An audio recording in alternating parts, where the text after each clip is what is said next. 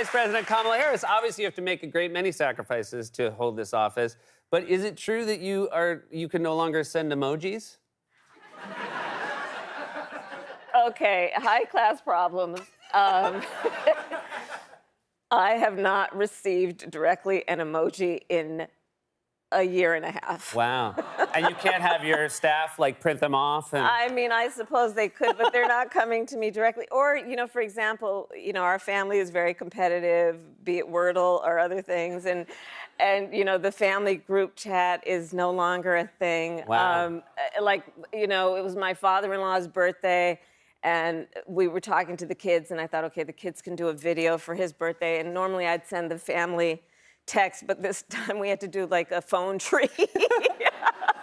It's very outdated to actually do an old school phone tree. Yeah. I think one of the nice things about the office is you get to live in the Naval Observatory. One of the current, I would say, downsides of that is Governor of Texas, Greg Abbott, is participating in a piece of political theater. He is sending migrants, basically dropping them off at your doorstep. I don't think that, you know, playing games with people's lives is the solution to this problem. But based on the record amount of arrests at the border, it is a problem. I think we look to our leaders at times like these. What is the path forward? Well, let's start with the first point that you made. I mean, we're talking about people who have fled great harm. They've fled great harm. And they are coming here seeking refuge. And talk about political theater. I mean, playing games with people's lives, like with their lives. You know, there were mothers with sleeping babies getting off those buses. And I just think it's an absolute dereliction of duty. If you see a problem, and if we agree that we need to address it, then if you're a leader, participate in a solution, right? When we first came in office, the first bill that we proposed was for a pathway for citizenship, was to fix a broken immigration system, which was broken under the previous administration. Participate in the solution, because we are offering solutions. But instead, this gamesmanship with real human beings who trust us. Yeah, it's very haunting to watch human beings being used. As props like that. There's a great amount of heaviness to your job. Do you have any time in your life to relax and do anything where you can unwind? You mentioned Wordle, but that doesn't take that long. You know what I mean? If you're spending more than 5 minutes on Wordle, I think it's time to... Well, no, I mean, to your point, there's also the New York Times, the crossword you can do in seconds. Yeah. Oh, you do the mini? I do the mini. Don't tell people you do the mini.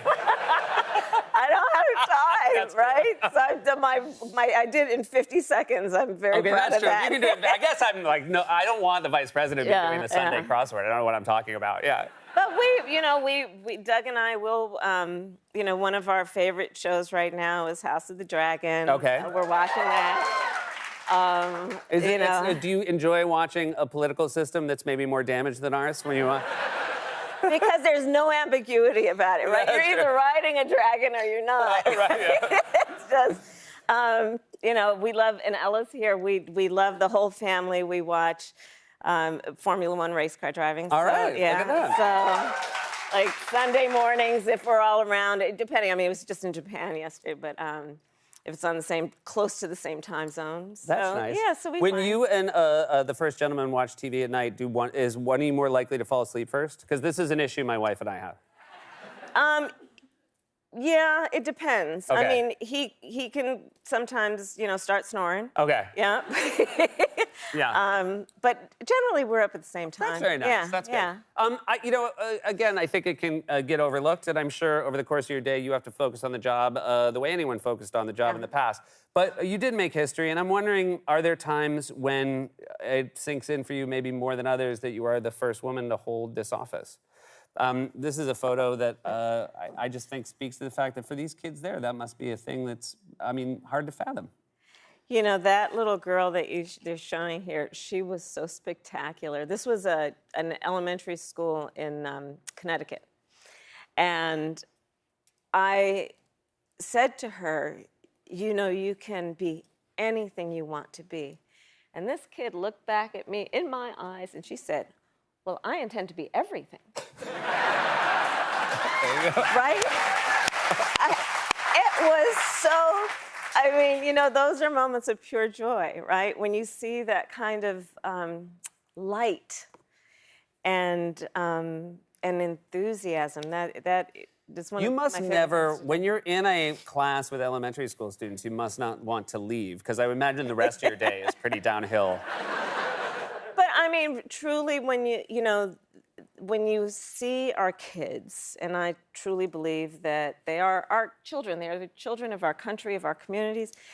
I mean, our future is really bright if we prioritize them, and therefore prioritize the climate crisis and the need to address it. If we think about our children, prioritizing the need to bring our country together. I travel around the world. I've met 100 world leaders, either by phone or in person, talked with them, right? From prime ministers to presidents to kings to chancellors. And we still, as the United States, can walk in these rooms with a certain level of authority to talk about the importance of democracy, the importance of rule of law, the importance of human rights. And that gives us standing in the world. And when we continue to invest in our country and invest in those priorities, I think it's for the betterment of everyone, but certainly when we think about it in terms of the future of our children, I think we have a great responsibility. You, obviously not a lot of people have had your job, but you do work with someone who has. You work with a former vice president. Yes, Does our he president. ever also give advice on your position? You know, I will tell you, first of all, I love Joe Biden. And I really do. And It's probably for the best that he can't send emojis, let's just say. But, you know, he is very thoughtful and he is very kind. And, you know, so he is thoughtful about, you know, the American people in terms of the work we've done. And it's been historic work, how we've lifted up working families, how we have invested in infrastructure, the biggest investment in the climate crisis, historic $370 billion. But what I will say in terms of the interpersonal relationship is he knows the job and he cares about the partnership. And in that way, it makes it a real joy given all that we actually need to address in terms of the challenges our country faces. But he really is quite wonderful. And yes, having been vice president, he knows what the job involves. Well, I appreciate that he and you both made time for you to be here today. It was Thank really you. special talking Thank to you. you. And do come back soon. You guys, that's our vice president, Kamala Harris. We'll be right back with Gina Davis.